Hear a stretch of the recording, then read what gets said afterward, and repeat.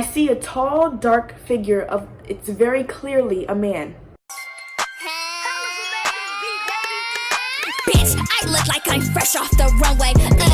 Bitch, I go crazy the dumb way. What's up YouTube, it's your girl Nige and I'm back again with another video. You know what I'm saying. So today's video, by the title you can see, is going to be a story time about the time that I saw a ghost in the house that we used to live in with my family and I. But before we get into today's video, I'm going to need everybody to like it, comment down below other videos you'd like to see from me, subscribe to the channel, and turn on your post notifications so you can get notified whenever I drop a new video, just like this one. Yeah, let's get right into the video. So I don't really know how to begin this story because it is so out of the ordinary, and I don't even know, like, okay, so we're just gonna start from the beginning, I guess. So it was a Tuesday, and so let me just give you a little backstory. So I used to go to this church group called Fuse on Wednesdays after school. Started around 5. I don't really remember what time it started, but this was when I was in middle school. And on Wednesdays, I would go to a church group called Fuse with my friends. Sometimes I go with my friend, I'm gonna call her Plop. Sometimes I go with Al. So this week specifically, I was supposed to go to Fuse, the church, with Plop. And it ended up not happening. So I just ended up not going, but that's not important. It was a regular school week, and that Monday I had asked my mom to go to Fuse with my friend Plop. My mom said, yeah, that's fine, you know, go ahead, because it was like an ordinary thing, a regular thing. So Monday goes by, Tuesday comes around. Tuesday, regular school day, everything's cool. Like, my friend Plop's like, all right, we ready to go to Fuse tomorrow, you know, because tomorrow, it's Tuesday, tomorrow will be Wednesday. I go to church on Wednesdays. So everything's normal that day.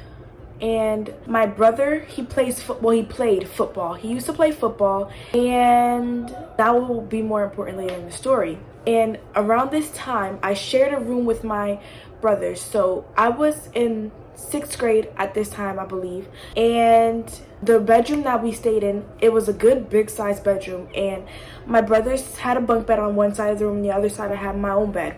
And this was in, like, I don't know how to describe it. Like, it was, okay, so in the bedroom that I was in, there was a big dresser. So when you walk in the room, you walk in and there's like a big closet on this side, and then you keep walking in, and then there's the bunk bed, and then on the opposite side, there's my bed.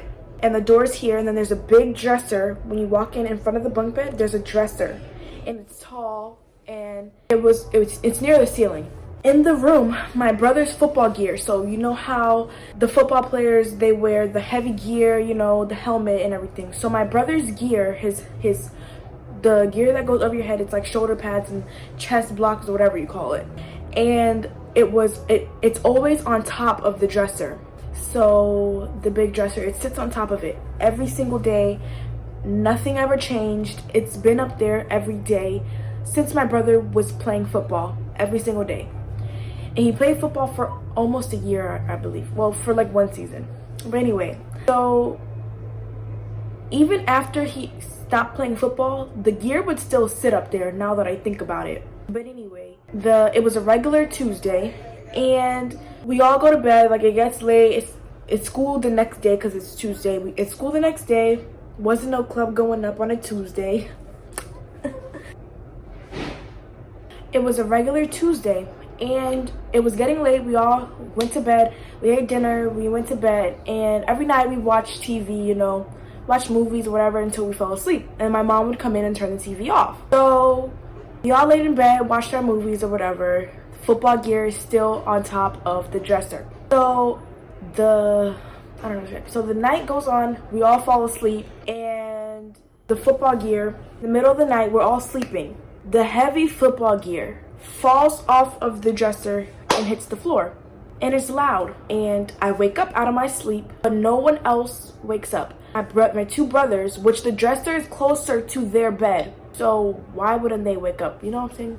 Anyway, the football gear falls off, and I wake up, like, I jump out of my sleep, wondering, like, what just fell? So I'm groggy from being awoken suddenly. And mind you, when I sleep, I face the wall because I've always had this theory when I was younger that if I'm facing the outside, a tornado is gonna come. I don't know where I got that from, but that was always what I thought about. Like, if I sleep facing outwards in the space, a tornado will come and take me away, rather than regularly sleeping. But I would always sleep facing the wall. So I'm facing the wall, and when I hear that, I jump up and I turn around to look towards where I heard the sound come from. And then in the doorway, like in the corner of where you open the door, I see a tall figure of a man, like very tall, but it was dark. It was like a, mind you, the room's already dark. There's no night lights. We had these stickers on the ceiling that were glow in the dark, but that was the only source of light that I was seeing besides the street lights from the window, which, you know. So I see a tall, dark figure of, it's very clearly a man or woman. It was just a skinny figure standing very tall in the corner of the room where the door opens and shuts. And I look at it and I'm like, I see the figure standing there. And most people go into fight or flight reflex, but I could not flight because where would I run to? Because the freaking thing's blocking the freaking door. I'm not gonna run towards it. So yeah. I see it, I panic and I scream for my mom. Like, I'm crying like, Mommy! Mommy! Like, I'm screaming for my mother. And she's awake at this time in the living room watching TV, whatever. I don't know what time frame this happened. I don't know. And I was only like 11, I think. So I'm screaming, Mom! Mommy!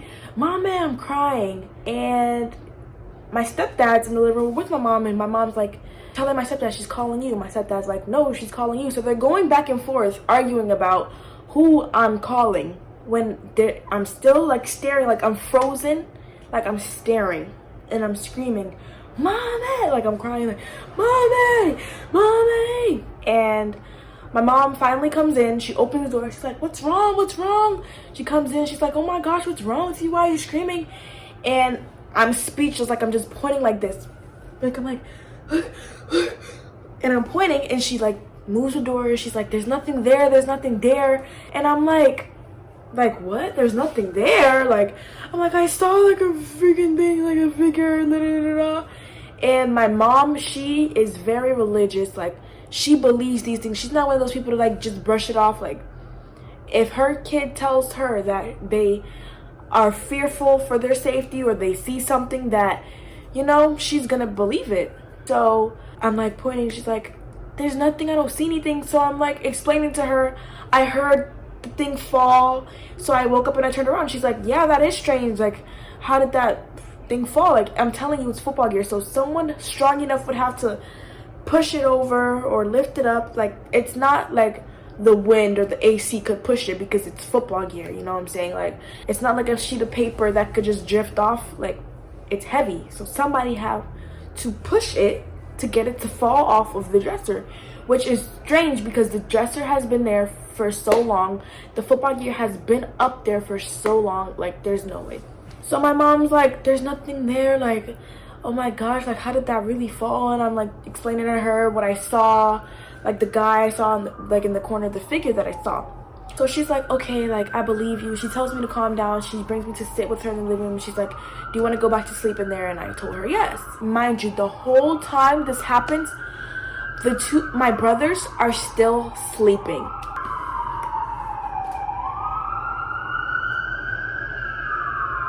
But yeah, the whole time this is going on, my brothers are still sleeping. And I'm like, there's no way they slept through all of that. Now, I don't know what type of sleeping juice they drank before they went to sleep, but anyway. So yeah, we're like, da-da-da-da. So Tuesday, I go back to sleep in the room, wake up, nothing else happens. I get dressed for school, go to school. That day, that morning, my mom says she's gonna have priests come to bless the house. Me thinking, okay, that's fine. Like, I'm gonna be at Fuse because it's Wednesday. I'm supposed to be going to church. So I go to school that day, and my friend, Plop, she cancels on me. She's like, I can't go to Fuse today. I got something to do with my family. Something along those lines. I'm not really sure. I don't remember. And I couldn't ask my mom to take me because she had priests coming to bless the house. So I'm like, okay, I guess it's like a no Fuse day for me. Whatever. I come home, whatever, there's priests there at my house. So I'm like, okay, like, this is legit. Like, wow. So I go in the house. I see my mom. Actually, I lied. We had a fence around my house, and I go on the fence and I see the priest talking to my mom, like discussing with her what's going on. So my mom's like, this is my daughter that actually saw what happened in the room. And I was like, I just explained to the priest, it was a woman. There was two people, I believe, a man and a woman. There was the woman, I was explaining to her everything I saw, everything that happened the night prior or whatever to that day, to Wednesday. So my mom's talking to me, she's like explaining to me like they're putting holy water everywhere, you know, blessing the house, doing what priests do. I'm not exactly sure. I don't remember. I know that they gave my mom a little container of holy water and told her to put it in her mop water and mop the floors with the holy water mixed in. And my mom, I'm pretty sure she still has that holy water to this day. And the priest gave my mom oils and things like that. So I told my mom, like, Mom, like, remember I was supposed to go to Fuse today? And she's like, oh, I forgot I even told you could go. Which is like crazy. I don't know, like superstition things, stuff like that. I don't know if I'm a strong believer, but I do think like sometimes superstitions can be ruled true. Like, but so when I told the priest everything that happened, my brothers are like, what? Like, cause mind you, they were sleeping, so they don't know what I saw, what I heard, anything along those lines. So we went in the house, and after the priest finished doing whatever they did, the priest and the male priest, I don't remember if there was a man there, but I do remember a woman, and we all held hands in a circle and she prayed. And she said to my brother, do you hear things? Like are your ears sensitive to things that go on? And he told her yes, like he be hearing stuff, but he don't really mention it because he doesn't really think anything of it. Like, you know, he was younger, like he was like 9, something like that. So he just hears stuff, but he doesn't think anything of it. And I have no idea how the priest would choose him out of anybody in the group. Him, like, do you hear something? I don't know. Maybe I'm just bugging, but I really don't know. She said, and my mom was like, wow, that's crazy. Like, really? You hear stuff? I'm not gonna say my brothers. Well, he was in my video. Those were the two brothers that were sleeping while I was screaming for my freaking life. She was like, oh, do you hear things? He was like, yeah, blah, blah, blah. So we bless the house, we pray. They give my mom the holy oil and the holy water and oils, and they leave. I'm just like in a state of shock because like, how could something so crazy happen on a regular day? Like, it was so normal that like the day was so regular. And the same day that the priest came to bless the house, they left, and it was like a regular day after that. Like, nothing else happened after that day. Like, I never saw any other spirits or figures or heard anything. I don't know about my brother, but I know I haven't seen anything or heard anything or anything along those lines. And to this day, I wonder, was I just half asleep? Like, was there actually a figure? Like, you know, questions that people usually ask themselves. And I don't really know what to believe at this point, because, you know, usually when somebody has a spirit or they see something in their home, it's reoccurring. You're like, it doesn't just happen once and then never happens again. It usually happens once and then twice, or, you know, once here and then once there, you know.